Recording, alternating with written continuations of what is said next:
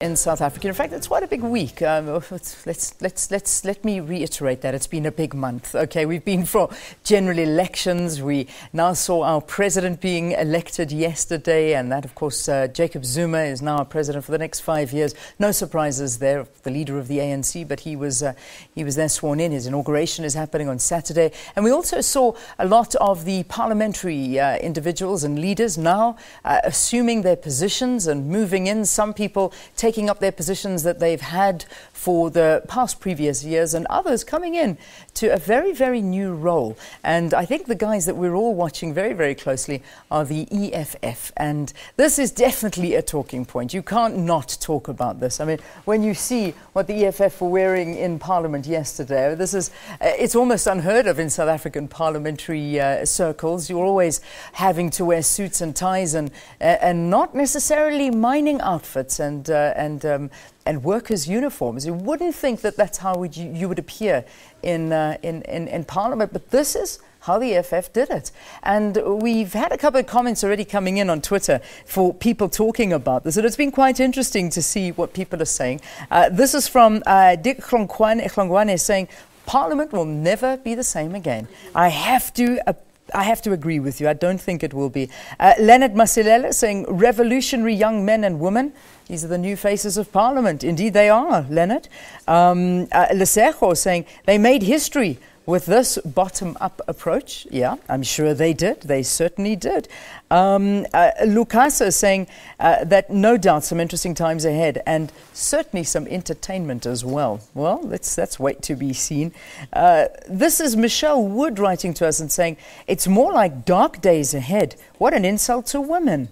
Why is that an insult to women? I'm not sure why I see it as an insult to women. So many women wear these outfits every single day. I don't see it as an insult. I really don't.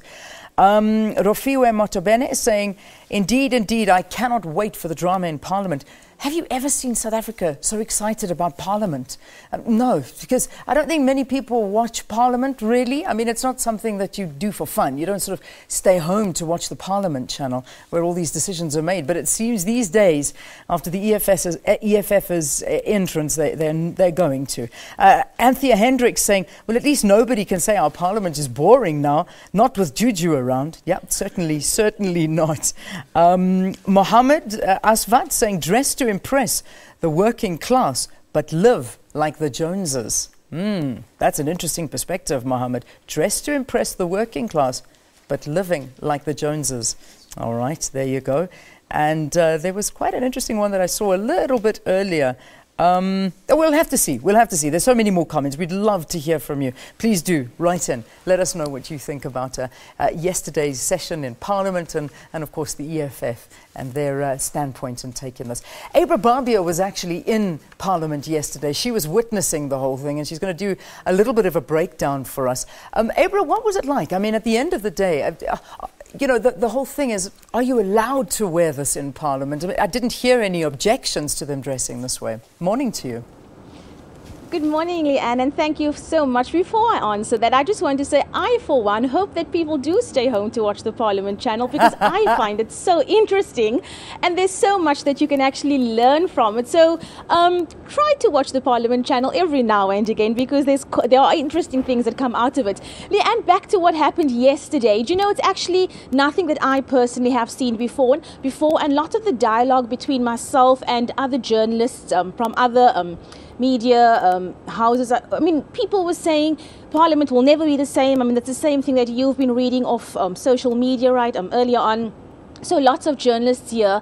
We're very excited. The SABC, we are based in the Marx building here at Parliament, and we share the same building as opposition parties. So we will be a few floors away from the EFF. So we will have very good access to them and other political parties. And we're hoping to get interesting things coming out of them also over the next 5 years. But in terms of what they wore yesterday, It was interesting. The EFF obviously managed to attract a lot of attention. Early in the day, before proceedings kicked off, they had a bit of a parade down the walkway right behind me, and lots of people swarmed. The weather was inclement, it was raining, but lots of people actually ran down just to see the spectacle, this wave of red that came down the walkway here at Parliament. So visually, it was quite nice to look at. I'm not sure how long they're going to keep up with this trend of coming to Parliament in their overalls and in their workers' uniforms, but that remains to be seen.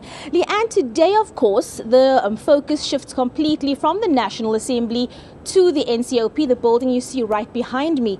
Before I get into what's happening today, let me first give you a little bit of insight into the role of the NCOP. Now, the NCOP is constitutionally mandated to look after the interests of provinces.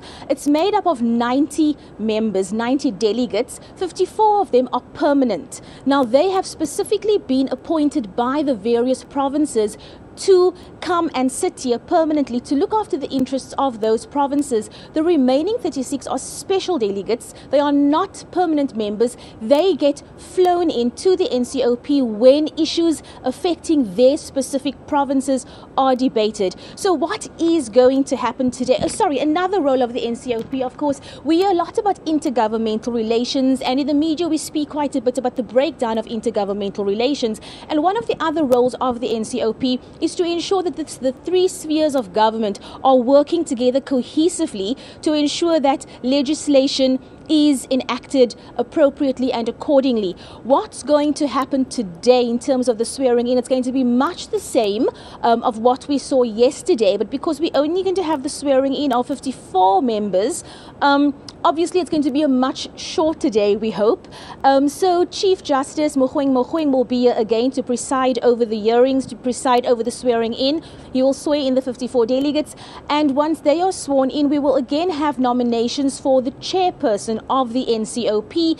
If there's more than one nomination, as in the case of the Speaker of the National Assembly yesterday, it will go to a vote. It will be a secret ballot again. Once that process is complete, the chairperson of the NCOP, newly elected, he or she will take the chair seat, and he or she will then oversee the nominations and election of the deputy chair. So this is what's going to be happening today. We will be keeping a close eye on proceedings, and we will also have analysts in studio, experts in studio with us to help us unpack and understand exactly what the procedures entail and what they all mean. Leanne, back to you in the studio.